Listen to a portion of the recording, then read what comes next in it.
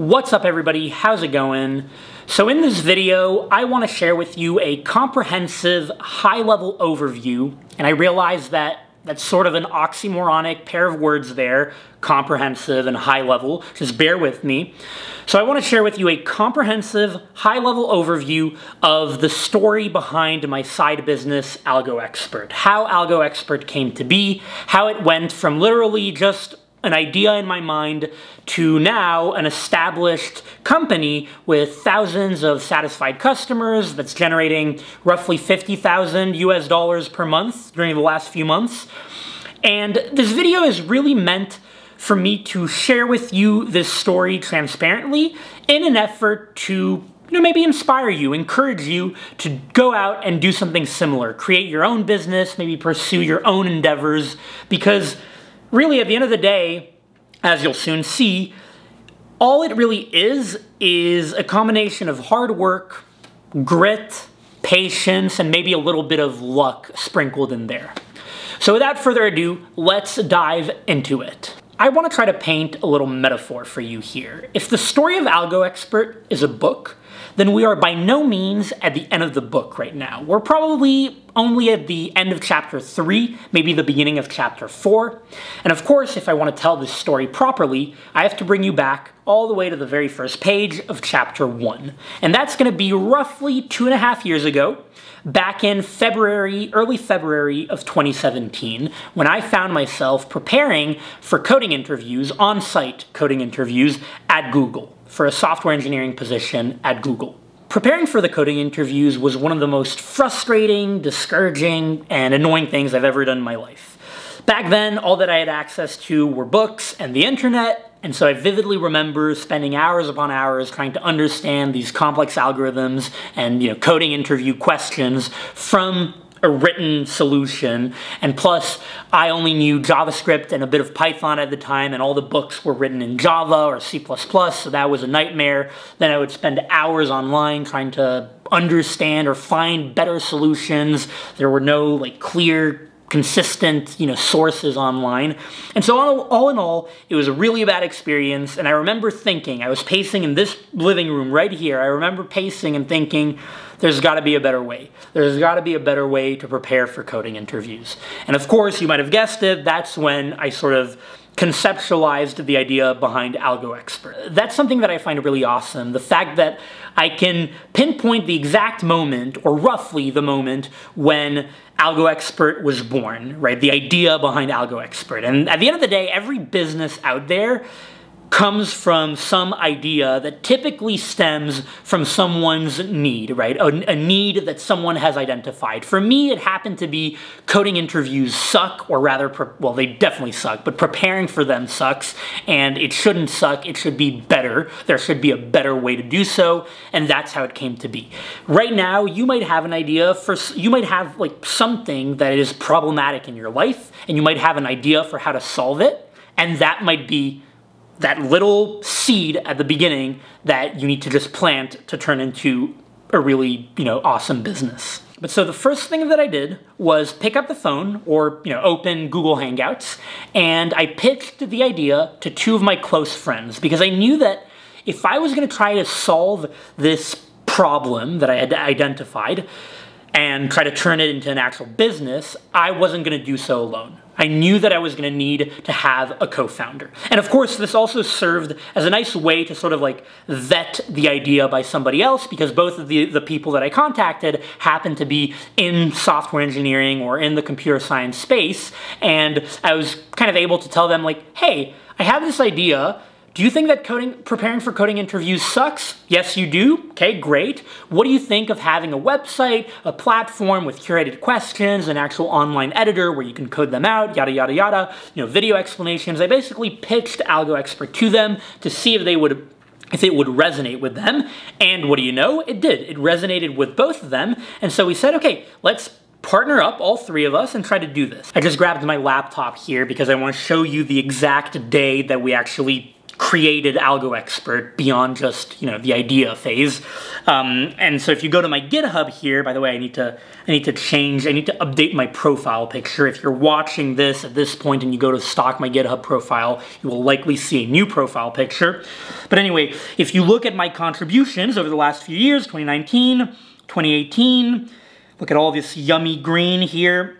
If you go to 2017, you will see that right here, anything before 2017, 2016, here's when I was at my coding boot camp when I started to code. And if you go to 2017, starting on February 24th, we can even click it, there, created one repository, AlgoExpert. That is when AlgoExpert was born. That is when we created AlgoExpert. I still remember pushing that very first commit. This one created one commit in AlgoExpert. And that's that. Yeah, we just said, we were all three on board and we said, let's just do this. Let's try to create something here. So a few days after we created that GitHub repository for AlgoExpert, one of my two close friends, whom I mentioned before, decided that, it wasn't really the right time for him to work on such a project, so he kind of, backed out. And so at that point, it was really just me and Antoine, my co-founder, whom you can see on the Meet the Team page on AlgoExpert. And so we decided, okay, we have to build a sort of MVP, a minimum viable product, because we had pitched the idea, in a couple of days, we had pitched the idea to a few other of our friends and a few other people, like some of my classmates at the coding boot camp that I went to, and they were all sort of nodding in agreement, yes, coding interviews suck, or preparing for them sucks, and the idea sounds cool, but, it was really just an idea and a GitHub repository at that point, with maybe, a couple of commits and, an idea for what a web page would look like. We didn't really have anything tangible, so we said, let's actually test this out. So then we spent the next 2 months building out the very first version of AlgoExpert. We called it the alpha version. And I think on April 1st, 2017, it was not an April Fool's joke, we launched the alpha version.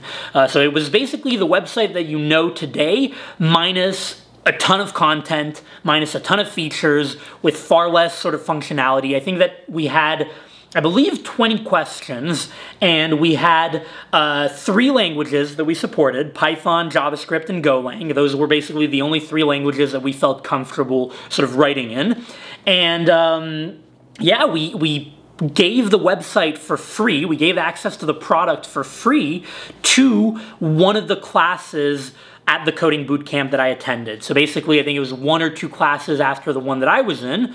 We went to them. I think I gave a talk where I was sort of, helping people or sharing my experience with the job search with other students. And then we sort of pitched AlgoExpert to them and said, hey, we built this. Try it out. It's free. Tell us what you think. We were really at that point trying to see, is this something that we should spend the next couple of years working on, or is this something that we should just stop right now because, it's a nice idea, but actually people don't really like it. Now, of course, as you can imagine, the product did very much resonate with the people to whom we gave it for free. People basically told us, yes, this is exactly what we've been looking for. This is great. We just want more content now. 20 questions isn't enough. We want more. And so that gave us that motivation of, let's keep going. Let's keep building this out because clearly we have proof that people want this. So then, I think in July 2017, we decided to actually make this a company, legally speaking. So we formed an LLC, AlgoExpert LLC, in July 2017, just 2 years ago now. We spent the next few months after that further building out the platform. We basically added content, added more questions, and added functionality to our sort of online workspace. And I believe that on September 9th, 2017, if my memory is not failing me, it was definitely in September 2017, we made our first real sale, meaning we actually sold AlgoExpert to, I remember who bought it first, someone who actually paid us money to purchase the product.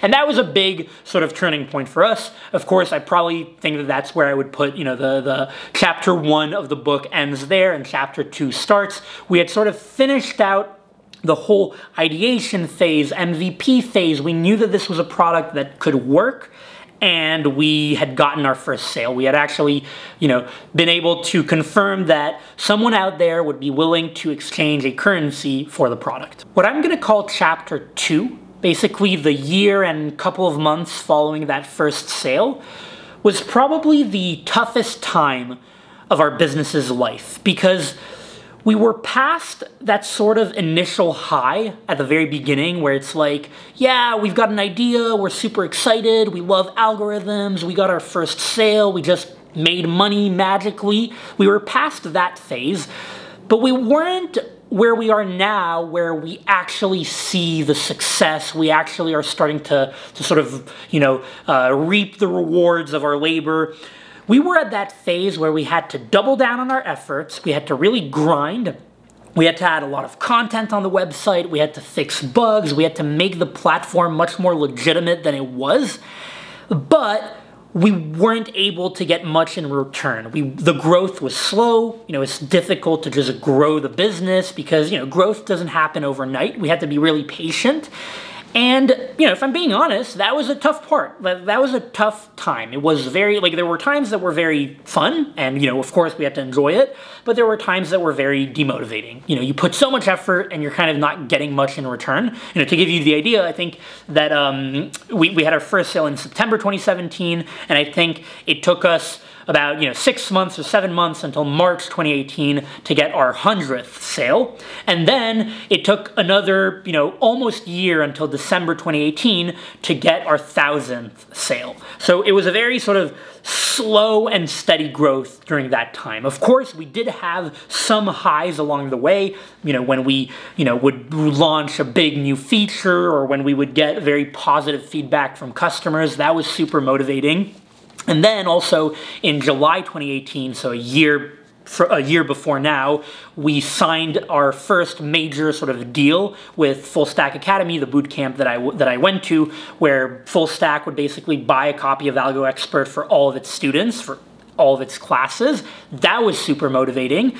But still, nevertheless, there were still times during that time that were just difficult. We just had to sort of be patient, grind through it, and keep our eye on the longer term horizon.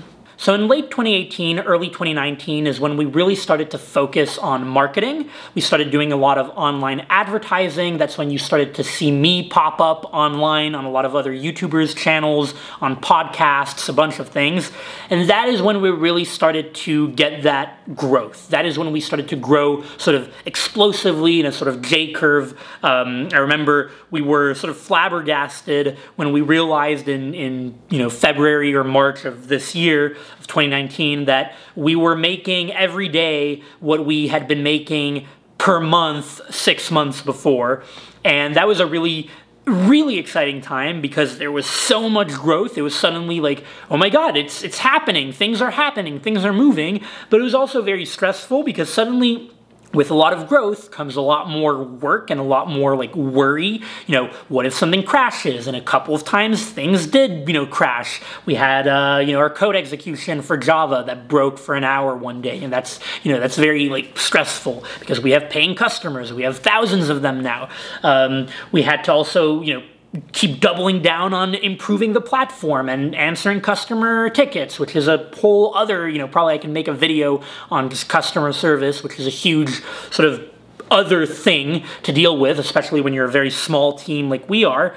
But it was very exciting, and it's been very exciting. And of course, now it brings us to the present day where we are really trying to sort of keep up with that growth. We're trying to keep hold of, what's the metaphor that I could do here? So I took a solid minute to come up with this metaphor, and the best that I could do is imagine that you are holding a dog on a leash, and that dog is running super fast, and you're just trailing behind trying to keep up. That's sort of us right now. It's super exciting, it's super fun, it's super rewarding, but it's also very stressful with a lot of worry and just a lot of work. If there's one point that I want you to take away from all this, it's that this did not happen overnight. It took us roughly 2.5 years to get to where we are, to go from that little idea in my mind when I was preparing for coding interviews to the business that we have today. And I'm sure that others out there have done it way faster than us, others out there have probably done it slower than us. That doesn't really matter. The point is, if you watching right now have an idea for something, if you've identified some kind of need or problem and you want to try to solve it and you want to try to make a business out of it, just go for it. Try to build an MVP, try to build something to sort of prove it out, see if people are actually willing to pay you for it. If they are, survive that year or 2 years or couple of months or however long it takes for you to sort of like build it out. Remember chapter 2 that I talked about earlier, and then you'll have a business, you'll have something, and you'll be able to try to grow it even more. So that's it. That was the comprehensive, high-level overview of the story behind AlgoExpert. I really hope that you enjoyed it. I hope that it was insightful. Let me know what you thought about it in the comments below. Smash the like button, and I'll see you at Chapter 5.